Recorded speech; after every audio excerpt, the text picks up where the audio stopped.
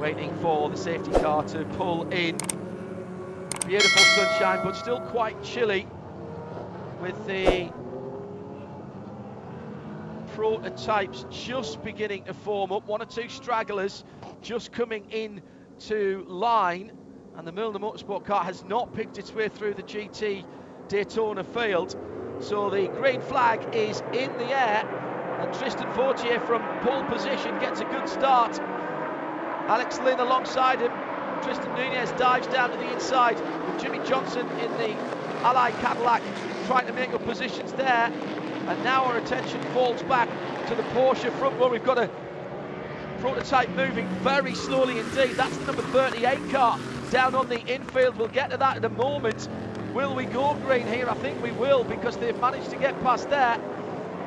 And it is Alex Imperatori in the KCMG white, blue and black car, and alongside him Mathieu Jaminet, Porsche factory driver, in the plaid Porsche from Pfaff. They're side by side.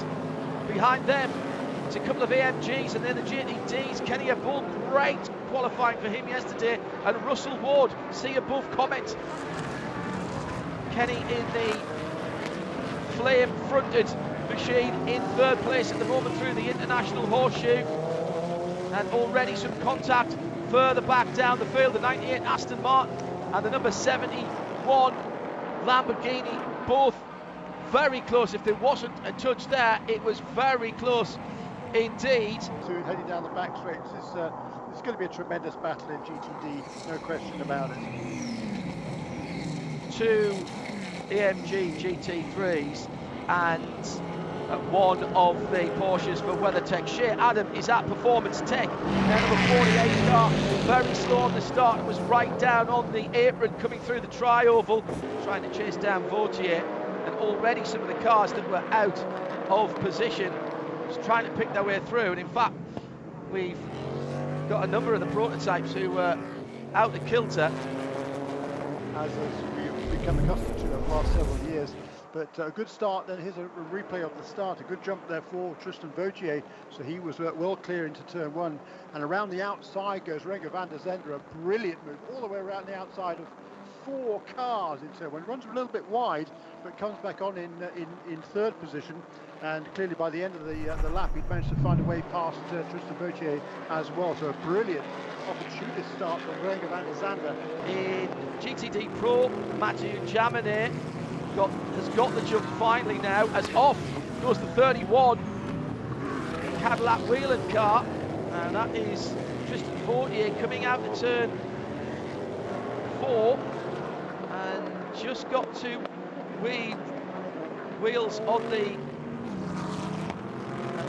dirt. Tristan Nunez, sorry, not Tristan Vautier, coming off a really good run in a GT4 car for Heart of Racing with Alex Riberas at Dubai Autodrome last weekend. Just went straight on at the kink. I think he was trying to stay out of the way of a prototype, and to a bit of smart driving by Roman to avoid him rejoining at unabated speed just on the exit of the Western Horseshoe, quite there, and it's all going to be made up in traffic.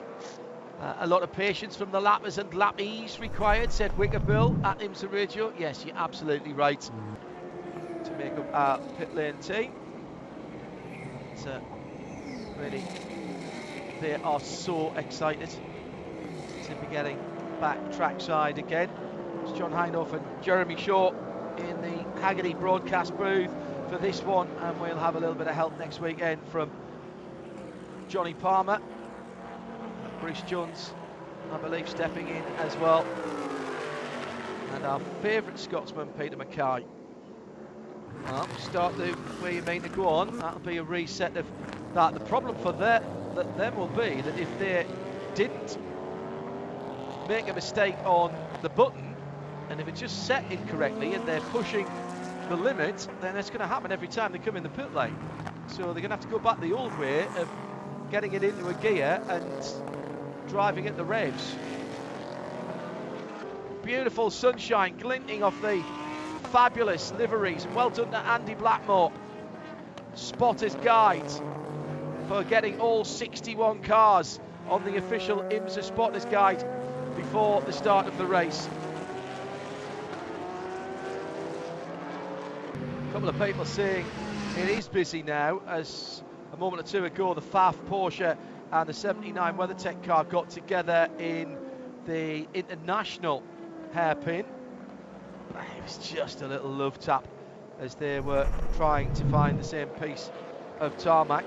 And a problem for Aston Martin number 27, Heart of Racing. It's come to a stop on the infield, but they didn't have the quality or the reliability of what we're seeing this year. Liquid Moly BMW for Turner Motorsport, the number 96 car, right front issue.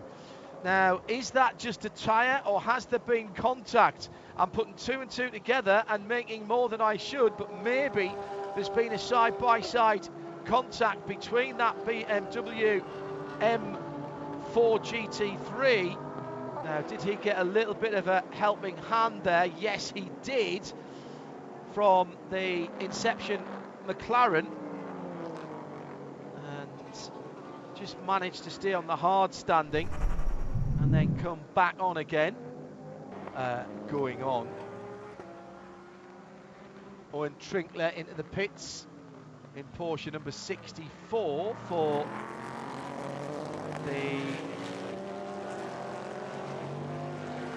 his team.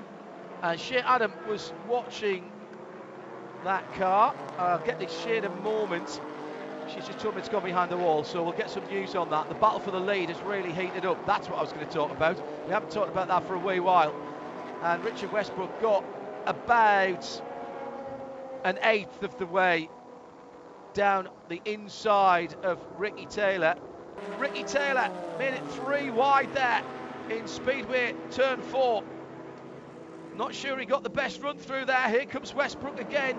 They go past the better placed of the two GT Daytona Corvettes. Here's Westbrook, looks down the inside. He's there, he's up alongside, there's a touch and he spins. Westbrook spins.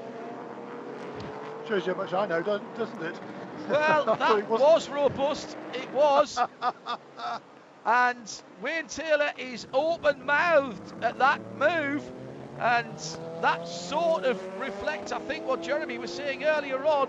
He came from a very, very long way back. The door was left open by Ricky Taylor. There was a Cadillac width space on his left-hand side, but of course it was always going to close.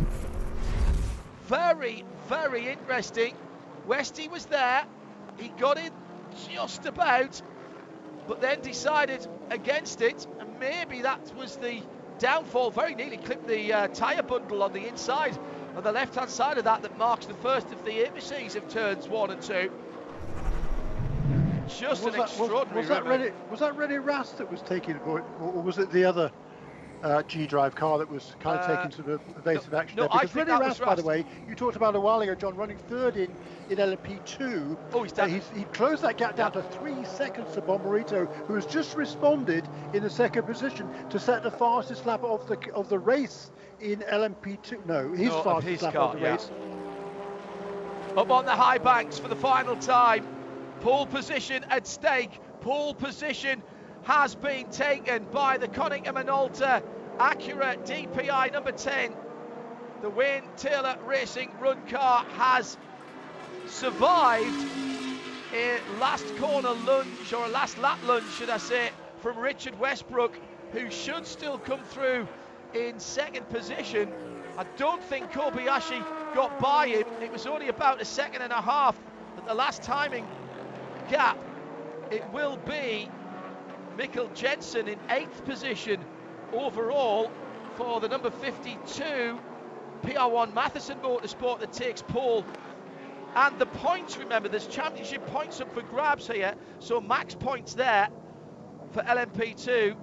For LMP3, Josh Burden is coming home in the number 36. That's the Andretti Autosport car, and they will take pole in LMP3. GTD Pro, how about this? Mirko Bortolotti in the Lamborghini, getting ahead of the Porsches a couple or 3 laps ago, actually a bit further back in time than that. But that number 63 will take the pole position. That's been a really well-run race by that whole squad, and the TR3 racing team will be delighted with that. The light green Lambo crosses the line ahead of the two Porsches. 79 WeatherTech on the outside the front row, then Philippe Inaza for Faf